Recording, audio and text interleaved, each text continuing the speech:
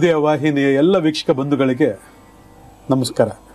ಇವತ್ತು ಸಮಾಜದಲ್ಲಿ ನಾವು ನೋಡ್ತಾ ಇದ್ದೀವಿ, ಹಲವಾರು ಕುಟುಂಬಗಳಲ್ಲಿ ನಮ್ಮ ಸ್ನೇಹಿತರು, ಬಂಧು ಬಳಗ, ಅಕ್ಕಪಕ್ಕದಲ್ಲಿ ಒಂದು ಮಗು ಜನನವಾಗ್ತದೆ. ಜನನವಾದ ಮೇಲೆ ಅದು ಐಸಿಯುಗೆ ಹೋಗ್ಬಿಡ್ತದೆ.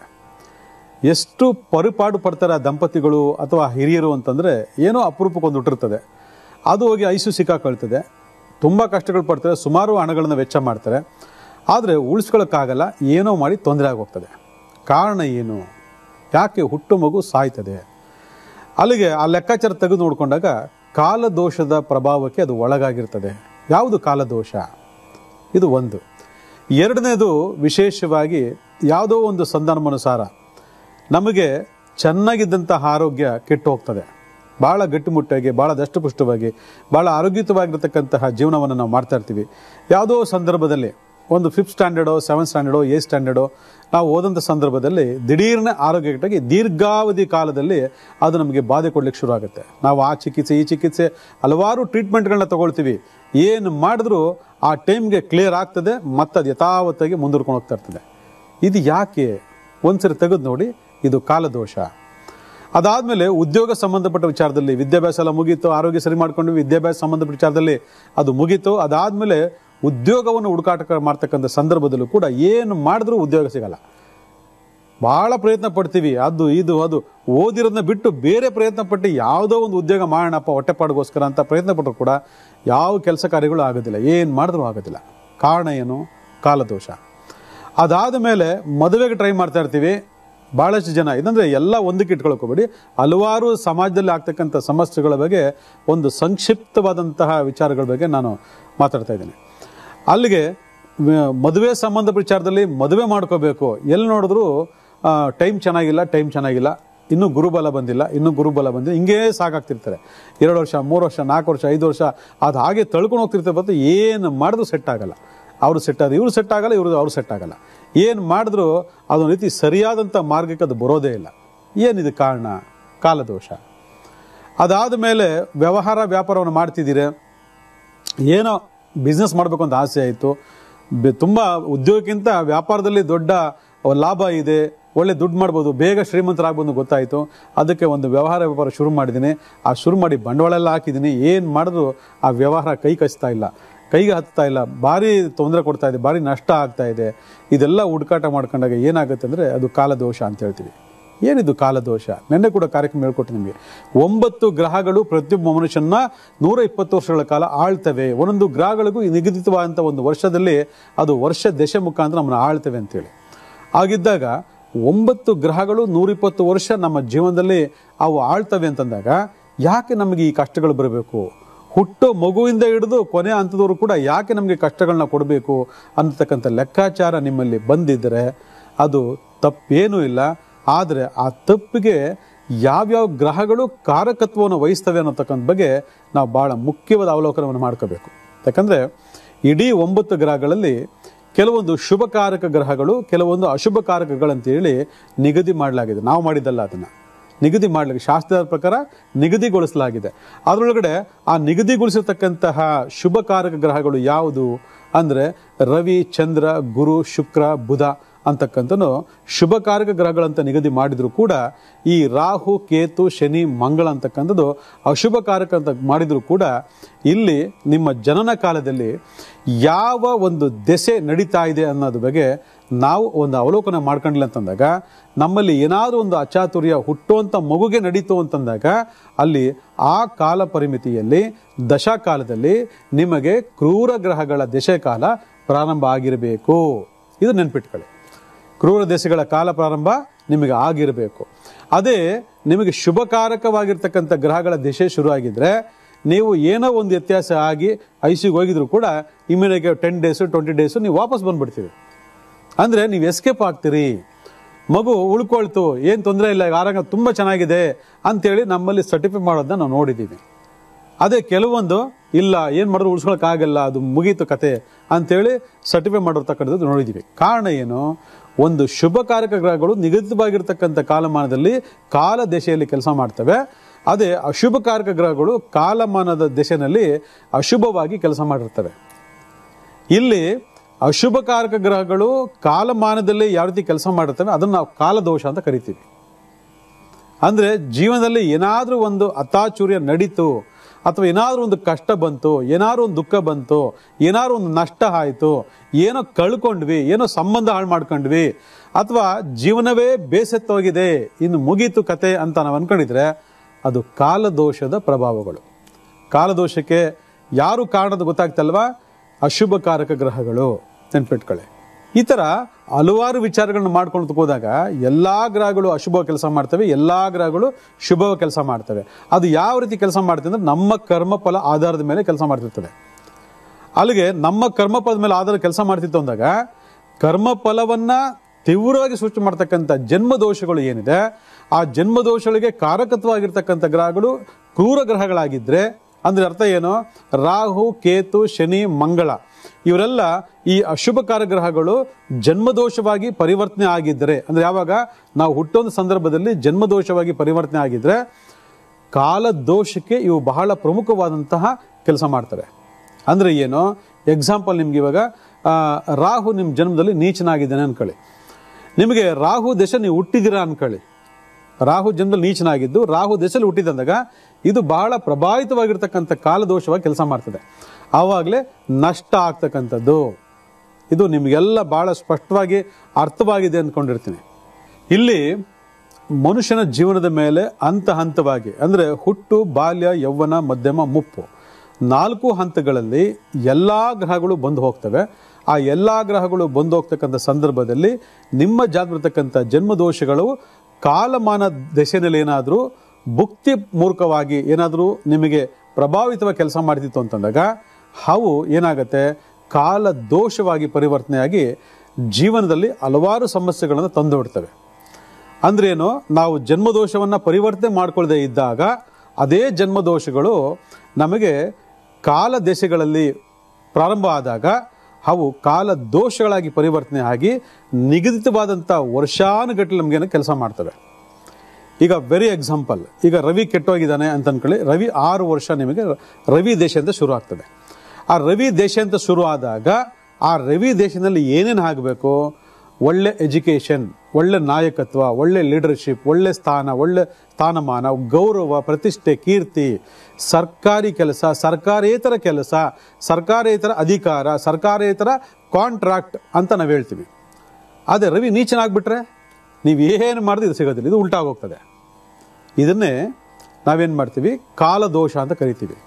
ಹಾಗಾದರೆ ಪ್ರಾರಂಭದಲ್ಲೇ ನಮಗಿದು ತಿಳ್ಕೊಳ್ತಕ್ಕಂತಹ ಅವಶ್ಯಕತೆ ನಮ್ಮಲ್ಲಿ 99% ಯಾರಿಗೂ ಇಲ್ಲ. ಇವತ್ತು ಯಾರಿಗೆ ಕರೆ ಮಾಡಿದ್ರು ನಾವು ಕೇಳಬೇಕು, ಜಾತಕ ಬರ್ಸಿದ್ದೀರಾ, ಏನು ದೋಷ ಇದೆ ತಿಳ್ಕೊಂಡಿದ್ದೀರಾ? ಇವತ್ತು ನೀವು ಫೇಸ್ ಮಾಡ್ತಿರ್ತಕ್ಕಂಥ ಆ ಒಂದು ಪ್ರಭಾವಗಳಿಗೆ ನಿಮ್ಮ ಜನ್ಮದೋಷವೇ ಕಾರಣ ಅಂತ ಇವಾಗ ನಾವು ಹೇಳಿಕೊಟ್ಟಾಗ ಇವತ್ತು ಒಂದಷ್ಟು ಜನಕ್ಕೆ ಅರ್ಥ ಆಗೋಗಿದೆ. ಆದರೆ ಇನ್ನೂ ಎಷ್ಟೋ ಜನ ಜಾತಕ ಬರ್ಸಿಲ್ಲ. ಕಾರ್ಯಕ್ರಮ ನೋಡ್ತಿರ್ತಕ್ಕಂಥವ್ರು ಕೂಡ ಇನ್ನೂ ಜಾತಕ ಬರ್ಸಿ ಏನೇನೈತೆ ನನ್ನ ಜಾತಕದಲ್ಲಿ ಅಂತ ನೋಡೋಂಥ ಮನಸ್ಥಿತಿಗೆ ಇನ್ನೂ ಬಂದಿಲ್ಲ ಅಂತಂದಾಗ ಕರ್ಮ ಫಲಗಳು ಅಷ್ಟು ಪ್ರಭಾವಿತವಾಗಿ ಕೆಲಸ ಮಾಡ್ತಿದೆ ಅಂತಕ್ಕಂಥದ್ದು ನಮಗೆ ಭಾಳ ಸ್ಪಷ್ಟವಾಗಿ ಅರ್ಥ ಆಗ್ತದೆ. ಹಾಗೆಯೇ ನಾವು ಶುಭಕಾರಕ ಗ್ರಹಗಳು ಅಂತ ಏನು ಅನ್ಕೊಂಡಿರ್ತೀವಿ ಅವು ಕಾಲ ದಿಶೆಯಲ್ಲಿ ಬಂದಾಗಲೂ ಕೂಡ ಎಫೆಕ್ಟ್ ಮಾಡಿಬಿಡ್ತವೆ. ಅದಕ್ಕೆ ಚೆನ್ನಾಗಿದ್ದಂಥ ಆರೋಗ್ಯ ಕೆಟ್ಟು ಹೋಗ್ತಕ್ಕಂಥದ್ದು, ಚೆನ್ನಾಗಿರ್ತಕ್ಕಂಥ ಉದ್ಯೋಗ ಹಾಳಾಗ್ತಕ್ಕಂಥದ್ದು, ಚೆನ್ನಾಗಿರ್ತಕ್ಕಂಥ ವ್ಯವಹಾರ ವ್ಯಾಪಾರ ನಷ್ಟಕ್ಕೀಡು ಮಾಡ್ತಕ್ಕಂಥದ್ದು, ಚೆನ್ನಾಗಿದ್ದಂಥ ದಾಂಪತ್ಯ ಸುಖ ಹಾಳಾಗ್ತಕ್ಕಂಥ ಛಿದ್ರಾಗ್ತಕ್ಕಂಥದ್ದು, ಅನ್ಯೋನ್ಯವಾಗಿರ್ತಕ್ಕಂಥ ತಂದೆ ಮಕ್ಕಳ ಸಂಬಂಧ ಛಿದ್ರವಾಗ್ತಕ್ಕಂಥದ್ದು ಆ ಕಾಲ ದೆಸೆ ಬಂದಾಗ ಮಾತ್ರ. ಅದಕ್ಕೆ ಅವಕಾಶ ಮಾಡಿಕೊಟ್ಟಿದ್ದು ಯಾರು? ನೀವುಗಳು. ಯಾಕಂದರೆ ನಿಮ್ಮ ಜನ್ಮದೋಷ ಏನು ಅಂತ ನಿಮ್ಗೆ ತಿಳ್ಕೊಂಡಿಲ್ಲ ಇವತ್ತವರೆಗೂ. ಆದರೆ ಕಾಲದೋಷದಲ್ಲಿ ಅವು ಪ್ರಭಾವಿತವಾಗಿ ಬಂದಾಗ ನೀವೇನು ಮಾಡ್ತೀರಾ? ಅದರ ಒಂದು ಪ್ರಭಾವಕ್ಕೆ ಸಿಕ್ಕಾಕೋತೀರಾ. ಇದಕ್ಕೆ ದೊಡ್ಡವರು ಏನು ಹೇಳ್ತಾರೆ ಅಂದರೆ ಅತ್ತೆಗೊಂದು ಕಾಲ, ಸೊಸೆಗೊಂದು ಕಾಲ ಅಂತ ಹೇಳ್ತಾರೆ. ಇವತ್ತು ನಿಮ್ಮ ಕಾಲ ನಡೀತಾ ಇದೆ, ರಾಜಯೋಗ ನಡೀತಾ ಇದೆ, ಅನುಭವಿಸಿ ಚೆನ್ನಾಗಿ ಎಂಜಾಯ್ ಮಾಡಿ ಅಂತ ಹೇಳ್ತಾರೆ. ನಮಗೆ ಅಹಂಕಾರ ದುರಹಂಕಾರ ಎಲ್ಲ ಬಂದ್ಬಿಟ್ಟಿರ್ತದೆ. ಆದರೆ ಕಾಲ ಕೆಟ್ಟೋಗ್ತಿರ್ತದೆ ನೋಡಿ. ಒಂದು ಕೆಳಗಡೆ ಕಾಲ ಕೆಟ್ಟೋಗ್ತ ಕಾಲ ಬರ್ತದಲ್ಲ, ಆವಾಗ ಎಲ್ಲ ನಷ್ಟ ಆಗೋಗಿರ್ತದೆ, ಎಲ್ಲ ಕಳ್ಕೊಂಬಿಟ್ಟಿರ್ತೀವಿ ನಾವು. ಎಷ್ಟು ಜನ ಸಮಾಜದಲ್ಲಿ ಈ ಪ್ರಭಾವಕ್ಕೆ ಒಳಗಾಗಿಲ್ಲ, ನಾನಿದು ತಪ್ಪಿಸ್ಕೊಂಡಿದ್ದೀನಪ್ಪ, ನನಗೇನು ಎಫೆಕ್ಟ್ ಆಗಿಲ್ಲಪ್ಪ ಅಂತ ಹೇಳ್ತಕ್ಕಂಥ ಒಂದೇ ಒಂದು ನರಪ್ರಾಣಿಯನ್ನು ತೋರಿಸಿ ಇವತ್ತು ನೋಡೋಣ. ಪ್ರತಿಯೊಂದು ಮನುಷ್ಯನಲ್ಲಿ, ಪ್ರತಿಯೊಬ್ಬ ಜೀವನದಲ್ಲೂ ಕೂಡ ಈ ಭೂಮಿ ಹುಟ್ಟಿದ ಮೇಲೆ ಇದರ ಪ್ರಭಾವಕ್ಕೆ ನಾವು ಸಿಕ್ಕಾಕೊಳ್ಳೇಬೇಕು. ಆದರೆ ಅದಕ್ಕೆ ಅವಕಾಶ ಮಾಡಿಕೊಟ್ಟಿರ್ತಕ್ಕಂಥವ್ರು ನಾವುಗಳು. ನಮಗೆ ಈ ಜ್ಞಾನೋದಯ ಇಲ್ಲದೆ ಇರೋದ್ರಿಂದ ಆ ಪ್ರಭಾವಕ್ಕೆ ಸಿಕ್ಕಾಕೊಂಡಿರ್ತೀವಿ. ಒಳ್ಳೆ ಪ್ರಭಾವ ಸಿಕ್ಕಾಕೊಂಡಾಗ ಎಂಜಾಯ್ ಮಾಡ್ತಿರ್ತೀವಿ ಜೀವನವನ್ನ. ಆದರೆ ಕೆಟ್ಟ ಪ್ರಭಾವ ಸಿಕ್ಕಾಕೊಂಡಾಗ ನಾವು ನರಕವನ್ನು ಅನುಭವಿಸ್ತಾ ಇರ್ತೀವಿ, ನರಳಾಟ ಮಾಡ್ತಿರ್ತೀವಿ, ಕೆಲವರು ಕೈಲಾಸ ಸೇರ್ಕೊಂಡ್ಬಿಟ್ಟಿರ್ತೀವಿ. ಆದ್ರಿಂದ ಈ ಥರ ಎಲ್ಲ ನಾವು ಅವಕಾಶ ಕೊಡಬಾರ್ದು ಅಂತಂದ್ರೆ ಮನುಷ್ಯ ಜೀವನದಲ್ಲಿ ಬರ್ತಕ್ಕಂತಹ ಈ ಕಾಲದೋಷದ ಬಗ್ಗೆ ಪ್ರತಿಯೊಬ್ಬರು ಅರ್ಥಕೊಳ್ಳಿ. ಕಾಲದೋಷಕ್ಕೆ ಯಾವುದೇ ಕಾರಣಕ್ಕೂ ಸಿಕ್ಕಾಕೋಬೇಡಿ. ಈ ರೀತಿ ಒಂದು ಲೆಕ್ಕಾಚಾರ ಆದರೆ ಇದು ಮನುಷ್ಯ ಪ್ರಾಣಿಗೆ ಆಯಿತು. ಇನ್ನೊಂದು ವಿಚಾರ ಇದೆ, ಇದನ್ನು ಕರೆಕ್ಟಾಗಿ ಕೇಳಿಸ್ಕೊಳ್ಳಿ. ಕಾಲಮಾನ ದೋಷ ಅಥವಾ ಕಾಲ ದೋಷ ಹೇಗೆ ಕೆಲಸ ಮಾಡ್ತೀನಿ ಅನ್ನೋದ್ರ ಬಗ್ಗೆ ಮತ್ತೊಂದು ಮಾಹಿತಿ ನಿಮಗೆ ಕೊಡ್ತೀನಿ. ಇವತ್ತು ಮಗುದಾಯಿತು ಅಂದರೆ ಮಗು ಹುಡ್ತದೆ, ಮಗುವಿಂದ ತಗೊಳ್ಳೋಣ. ದೊಡ್ಡವ್ರದೆಲ್ಲ ಆಗೋಗಿದೆ ಈಗಾಗಲೇ. ಎಷ್ಟೋ ಕಾಲ ದೋಷಗಳನ್ನು ದಾಟಿ ಬಂದ್ಬಿಟ್ಟಿರ್ತಾರೆ. ಕೆಲವರು ಬದುಕ್ತಾ ಇರ್ತಾರೆ, ಕೆಲವರು ಫುಟ್ಪಾತ್ಗೆ ಹೋಗ್ಬಿಟ್ಟಿರ್ತಾರೆ, ಕೆಲವರು ಅತಂತ್ರವಾಗಿ ಅಲಿತಿರ್ತಾರೆ, ಕೆಲವರು ರಾಜಯುಗದಲ್ಲಿ ಇರ್ತಾರೆ, ಅದು ಬೇರೆ ವಿಚಾರ. ಆದರೆ ಮುಪ್ಪಿನವರೆಗೂ ಯಾರು ತಪ್ಪಿಸೋಳು ಸಾಧ್ಯನೇ ಇಲ್ಲ, ಅದು ನೆನ್ಪಿಟ್ಕೊಳ್ಳಿ. ಇನ್ನೊಂದು ಭಾಳ ಮುಖ್ಯದ ವಿಚಾರ ಅಂತಂದರೆ ಎಜುಕೇಷನ್. ಒಂದು ಮಕ್ಕಳಿಗೆ ಅಡ್ಮಿಷನ್ ಮಾಡ್ತಕ್ಕಂಥ ದಿನಾಂಕ ಅಂತ ಒಂದಿರುತ್ತೆ ನೋಡಿ. ಆ ಅಡ್ಮಿಷನ್ ಮಾಡ್ತಕ್ಕಂಥ ದಿನಾಂಕದಿಂದ ಆ ಮಗುವಿನ ಎಜುಕೇಷನ್ ಬದುಕಿನಲ್ಲಿ, ಎಜುಕೇಷನ್ನ ಆ ಟೈಮ್ನಲ್ಲಿ ಒಂದು ಕಾಲ ದೋಷ ಪರಿವರ್ತನೆ ಆಗ್ತದೆ ಅಂತಂದರೆ ಇದನ್ನು ನಂಬ್ತೀರಾ ಅಂತ ನಾನು ನಿಮ್ಮ ಪ್ರಶ್ನೆ ಮಾಡ್ತೀನಿ. ಎಸ್, ನಂಬಲೇಬೇಕು. ಯಾಕಂದರೆ ಇವತ್ತು ಮನುಷ್ಯನ ಜನ್ಮದಲ್ಲಿ ಬರ್ತಕ್ಕಂಥ ದೆಸೆಗಳಲ್ಲಿ ಅವು ಆ ಕಾಲ ದೆಸೆಗಳಲ್ಲಿ ನೆಗೆಟಿವ್ ಆಗಿರ್ಬೋದು, ಪಾಸಿಟಿವ್ ಆಗಿರ್ಬೋದು, ಅದು ನಾವು ಧಾರಾಳವಾಗಿ ಜಾತಕ ಮುಖಾಂತರ ಗುರುತಿಸ್ಕೊಳ್ಬೋದು. ಆದರೆ ಒಂದು ಮಗುವಿಗೆ ಅಡ್ಮಿಷನ್ ಮಾಡ್ತಕ್ಕಂತಹ ಒಂದು ಟೈಮು, ಗಳಿಗೆ, ಡೇಟ್ ಇದೆಯಲ್ವಾ, ಇದರ ಒಂದು ಕಾಲ ದೆಸೆ ಯಾರಿಗೂ ಗೊತ್ತಿಲ್ಲ. ಯಾಕಂದರೆ ಇದು ಹೇಗೆ ಕೆಲಸ ಮಾಡ್ತಿರ್ತದೋ, ಒಂದು ಸ್ಕೂಲ್ಗೆ ಅಡ್ಮಿಷನ್ ಮಾಡತಕ್ಕಂತಹ ದಿನಾಂಕ ಕೂಡ ಆ ಮಗುವಿನ ಎಜುಕೇಷನ್ ಬಾಳಲ್ಲಿ, ಎಜುಕೇಷನ್ ಬದುಕಲ್ಲಿ ಬಹಳ ಅದ್ಭುತವಾಗಿರ್ತಕ್ಕಂಥ ಲೆಕ್ಕಾಚಾರ ಮುಖ ನಡೀತಾ ಇರ್ತದೆ. ಅದಕ್ಕೆ ಮಕ್ಕಳಿಗೆ ಸ್ಕೂಲಿಗೆ ಸೇರಿಸ್ಬೇಕು ಅಂದಾಗ ಲಕ್ಕಿ ಡೇಟ್ಸ್ ಫಾಲೋ ಮಾಡಿ ಅಂತ ಹೇಳ್ತಿರ್ತೀವಿ. ಯಾಕಂದರೆ ಅಟ್ಲೀಸ್ಟ್ ಆ ಡೇಟ್ಗಳಿಂದಾದ್ರೂ ಅವ್ರಿಗೆ ಅದೃಷ್ಟ ಬರಲಿ ಅಂತೇಳಿ. ಇದರೊಳಗಡೆ ನೀವು ಈ ಶತ್ರುತ್ವ ಮಿತ್ರತ್ವದ ಬಗ್ಗೆ ಈಗ ಭಾಳಷ್ಟು ಕಾರ್ಯಕ್ರಮದಲ್ಲಿ ನಾವು ಪಾಠ ಮಾಡಿಬಿಟ್ಟಿದ್ದೀವಿ. ಸೂರ್ಯನಿಗೂ ಶನಿಗಾಗಲ್ಲ, ಚಂದ್ರನಿಗೆ ಮಂಗಳಗಾಗಲ್ಲ, ಗುರುಗೂ ಶುಕ್ರನಿಗಾಗಲ್ಲ, ರಾಹು ಕೇತುಗಾಗಲ್ಲ, ಈ ರೀತಿ. ಅಲ್ಲಿಗೆ ಯಾವ್ಯಾವ ತಾರೀಕಲ್ಲಿ ಹುಟ್ಟಿರ್ತೀರೋ ಆ ತಾರೀಕು ಇರ್ತಕ್ಕಂಥವ್ರು ಒಳ್ಳೆ ದಿನ ಮಕ್ಕಳಿಗೆ ಅಡ್ಮಿಷನ್ ಮಾಡಿದ್ರೆ ಆ ಮಕ್ಕಳ ಎಜುಕೇಷನ್ ಟೈಮ್ ಏನಿದೆ ತುಂಬ ಸುಲಭವಾಗಿ, ಸುಲಲಿತವಾಗಿ, ಯಾವುದೇ ಅಡೆತಡೆ ಇಲ್ಲದೆ ನಿರಾತಂಕವಾಗಿ ಅವನು ರೀಚ್ ಆಗ್ಬಿಡ್ತಾಳೆ. ಆದರೆ ನೀವಿಲ್ಲಿ ಏನಾದರೂ ಒಂದು ಸ್ವಲ್ಪ ವ್ಯತ್ಯಾಸ ಮಾಡಿದ್ರಿ ಅನ್ಕೊಳ್ಳಿ, ಆ ವ್ಯತ್ಯಾಸಕ್ಕೆ ಪೂರಕವಾಗಿರ್ತಕ್ಕಂಥ ಗ್ರಹ ಫಲವನ್ನು ಆ ಮಕ್ಕಳ ಇಡೀ ಎಜುಕೇಷನ್ ಟೈಮಲ್ಲಿ ನೀವು ನೋಡಬೇಕಾಗ್ತದೆ. ಇದನ್ನು ಚೆಕ್ ಮಾಡ್ಕೊಳ್ಳಿ. ಯಾಕಂದರೆ ನೀವು ಹೇಳ್ತಿರಲ್ವಾ, ತುಂಬ ಚೆನ್ನಾಗಿ ಓದ್ತಿದ್ದೆ ಸ್ಟಾರ್ಟಿಂಗಲ್ಲಿ, ಈಗ ಕೆಳಗೆ ಬಿದ್ದೋದಂತ. ಒಂದು ಜಾತಕದ ಕಾಲದೇಶ ಆಗಿರಬೇಕು, ಇನ್ನೊಂದು ನೀವು ಅಡ್ಮಿಷನ್ ಮಾಡ್ತಕ್ಕಂಥ ದಿನ ಆಗಿರಬೇಕು. ಇವತ್ತು ಎಷ್ಟೋ ಜನಕ್ಕೆ ಡೇಟ್ ಆಫ್ ಬರ್ತೇ ಗೊತ್ತಿಲ್ಲ. ಡೇಟ್ ಆಫ್ ಬರ್ತ್ ಇದ್ರೂ ಅದ್ರ ಬಗ್ಗೆ ಒಂದು ನಾಲೆಡ್ಜ್ ಇಲ್ಲ. ಇನ್ನು ಸ್ಕೂಲ್ಗೆ ಯಾವ ದಿನ ಸೇರಿಸಿದ್ದೀನಿ ಅಂತ ಹೇಳೋದು ಜ್ಞಾನ ಇದೆಯಾ? ಖಂಡಿತ ಸಾಧ್ಯ ಇಲ್ಲ. ನೋಟ್ ಮಾಡ್ಕೊಳ್ಳಿ ಈ ಪಾಯಿಂಟ್ನ, ಯಾರು ಹೇಳಿಲ್ಲ ಇಲ್ಲಿವರೆಗೂ. ಇದು 1000% ವರ್ಕ್ ಆಗ್ತದೆ. ಎಲ್ಲರ ಮಕ್ಕಳ ಜೀವನದಲ್ಲೂ ಕೂಡ 100% ವರ್ಕ್ ಆಗ್ತದೆ, 1000% ವರ್ಕ್ ಆಗ್ತದೆ. ಬರೆದಿಟ್ಕೊಳ್ಳಿದ್ದನ್ನ. ಯಾಕಂದರೆ ನೀವು ಯಾವತ್ತು ರಿಜಿಸ್ಟರ್ ಮಾಡಿದ್ದೀರಾ, ಯಾವತ್ತು ಮಗುನ ಕಳಿಸಿದ್ದೀರಾ ಸ್ಕೂಲ್ಗೆ, ಅವತ್ತಿಂದ ಒಂದು ಕಾಲ ದೋಷ ಅಂದರೆ ಶುರು ಆಗ್ತದೆ. ಇದರಲ್ಲಿ ಸ್ವಲ್ಪ ವ್ಯತ್ಯಾಸ ಆಯಿತು ಅಂತಂದರೆ ಅದು ಯಾವ ಟೈಮಲ್ಲಿ ನೆಗೆಟಿವ್ ದಶೆ ಶುರು ಆಗ್ತದೆ ಆವಾಗ ಅವನಿಗೆ ಎಜುಕೇಷನ್ ಪ್ರಾಬ್ಲಮ್ ಆಗ್ಬಿಡ್ತದೆ. ಚೆನ್ನಾಗಿ ಓದ್ತಿರ್ತಾನೆ, ಬಿಟ್ಬಿಡ್ಬೋದು ಸೆಂಟರ್ನಲ್ಲಿ, ಅಥವಾ ಫೇಲ್ ಆಗ್ಬೋದು. Fail May fail 2 subject 3 subject 4 subject ಈ ಥರ ಭಾಳಷ್ಟು ಕಂಟಿನ್ಯೂಗೆ ಸಬ್ಜೆಕ್ಟ್ಗಳಲ್ಲಿ ಫೇಲ್ ಆಗ್ತಿರ್ಬೋದು. ಕಾನ್ಸಂಟ್ರೇಷನ್ ಇಲ್ಲದೆ ಇರ್ಬೋದು, ಅಥವಾ ಆ ಇಂಟ್ರೆಸ್ಟೇ ಇಲ್ದಿರ್ಬೋದು, ಅಥವಾ ಇಂಟ್ರೆಸ್ಟ್ ಇದ್ದು ಮಾಡೋ ಸಂದರ್ಭದಲ್ಲಿ ಈ ಕಾಲ ಸಿಕ್ಕಾದಾಗ ಆರೋಗ್ಯದಲ್ಲಿ ಸಮಸ್ಯೆ ಆಗ್ಬಿಡ್ಬೋದು. ಹೋಗ್ಲಿಕ್ಕೆ ಆಗಲ್ಲ, ಮಾಡಲಿಕ್ಕೆ ಆಗಲ್ಲ, ಕಂಟಿನ್ಯೂ ಮಾಡಲಿಕ್ಕೆ ಆಗಲ್ಲ, ಫೇಲ್ಯೂರ್ಸ್. ಕಾರಣ ಏನು? ನೀವು ಯಾವತ್ತು ಆ ಮುಗಿಸ್ ತಗೊಂಡು ರಿಜಿಸ್ಟರ್ ಮಾಡಿದ್ದೀರಾ ಅದು ನಿಮಗೆ ಗೊತ್ತಿಲ್ಲದಿರೋದ್ರಿಂದ, ಅದರ ಪ್ರಭಾವ ನಿಮಗೆ ಸಿಗದಿರೋದ್ರಿಂದ ಇನ್ನು ಮುಂದೆ ಆ ತಪ್ಪು ಆಗಬಾರ್ದು. ಇವತ್ತು ಯಾರ ಮಕ್ಕಳು ಇಲ್ಲಿಂದ ಯಾರಿಗೆ ಸ್ಕೂಲ್ ಸೇರಿಸಿದ್ರೆಲ್ಲ ನೋಟ್ ಮಾಡ್ಕೊಂಡು ಅದಕ್ಕೊಂದು ಕಾಲದೆಸೆಯ ಲೆಕ್ಕಾಚಾರ ಮಾಡಿಕೊಂಡು ಯಾವ ಟೈಮ್ ಏನು ನಡೀತಿದೆ ನೋಡಿಕೊಂಡು ಅದಕ್ಕೆ ಪರಿಹಾರ ಕ್ರಮಗಳನ್ನ ಮಾಡ್ಕೊಂಡ್ರೆ ನೀವು ಯಾವುದೇ ಒಂದು ಟೈಮ್ ರಿಜಿಸ್ಟರ್ ಮಾಡಿದ್ರು ಕೂಡ ಅದು ನಿಮಗೆ ಆ ಮಕ್ಕಳಿಗೆ ತಾಗೋದಿಲ್ಲ. ಅದೇ ರೀತಿ ನೀವು ವಾಸ ಮಾಡ್ತಕ್ಕಂಥ ಮನೆಗೆ ಒಂದು ಕಾಲದೆಸೆ ಇದೆ, ಆ ಮನೆಗೆ ಒಂದು ಕಾಲ ದೋಷ ಇದೆ. ಅದು ಯಾವ ರೀತಿ ಹೇಳ್ಕೊಡ್ತೀನಿ, ವಾಚ್ ಮಾಡ್ತಾರೆ. ಒಂದು ಮನೆಯನ್ನು ಕಟ್ಟಬೇಕು ಅಂತಂದಾಗ ಭಾಳಷ್ಟು ಜನ ಏನು ಮಾಡ್ತೀರಿ, ಸೈಟ್ ತಗೊಳ್ತೀರಿ, ಅಥವಾ ಕಟ್ಟಡ ಕಟ್ಟಿರತಕ್ಕಂತಹ ಮನೆಯನ್ನೇ ತಗೊಳ್ತೀರಿ. ಯಾವುದೇ ತಗೊಂಡ್ರು ಕೂಡ ನಾವು ಮೊದಲನೇದಾಗಿ ಭೂಮಿ ಪೂಜೆ ಮಾಡ್ತಕ್ಕಂಥ ಒಂದು ಮುಹೂರ್ತ ಇದೆಯಲ್ಲ, that is very very important. ಇಲ್ಲಿ ಕಾಲಪುರುಷನ ಸಂದರ್ಭಕ್ಕೆ ಅನುಸಾರವಾಗಿ ವಾಸ್ತುಪುರುಷನ ನೆಲೆಯನ್ನು ನೋಡಿಕೊಂಡು, ವಾಸ್ತುಪುರುಷನ ಒಂದು ವ್ಯತ್ಯಾಸಗಳನ್ನು ನೋಡಿಕೊಂಡು ನಾವು ಆ ಭೂಮಿ ಪೂಜೆನ ಮಾಡ್ಕೊಳ್ಳಿ ಅಂತೇಳಿ ಪ್ರತಿ ಕಾರ್ಯಕ್ರಮದಲ್ಲೂ ಕೂಡ ಹೇಳ್ತಾ ಇರ್ತೀವಿ. ಇವತ್ತು ಭಾಳ ಜನ ಫಾಲೋ ಅಪ್ ಮಾಡ್ತೀರಾ. ಆದರೆ ಯಾರು ಆ ಮುಹೂರ್ತ ಭಾಗ ಅಂದರೆ ಭೂಮಿ ಪೂಜೆ ಮಾಡ್ತಕ್ಕಂಥ ಡೇಟನ್ನು ಬರೆದಿಟ್ಟಿದ್ದೀರಾ? ಯಾರೂ ಇಲ್ಲ. ಪೂಜೆ ಮಾಡ್ತೀರಾ, ಬಿಟ್ಬಿಡ್ತೀರಾ, ಮರ್ತು ಬಿಡ್ತೀರಾ, ಆಮೇಲೆ ಯಾವುದೋ ಒಂದು ಟೈಮ್ ಗೃಹಪ್ರವೇಶ ಮಾಡಿ ಮನೆ ಸೇರ್ಕೊಂಡ್ಬಿಡ್ತೀರಾ. ಆದರೆ ನಿಮ್ಗೆ ಗೊತ್ತಿದೆಯಾ ವಿಷಯ? ನೀವು ಯಾವತ್ತು ಭೂಮಿ ಪೂಜೆ ಮಾಡಿದ್ರಿ, ಆ ಭೂಮಿ ಪೂಜೆಯ ದಿನಾಂಕ ಮುಹೂರ್ತ ಅದ್ಭುತವಾಗಿದ್ರೂ ಕೂಡ ಅದಕ್ಕೊಂದು ಕಾಲಮಾನ ದಶೆ ಅಂತ ಅವತ್ತಿಂದ ಶುರು ಆಗ್ತದೆ. ಯಾವತ್ತು ಶುರು ಆಗ್ತದೆ?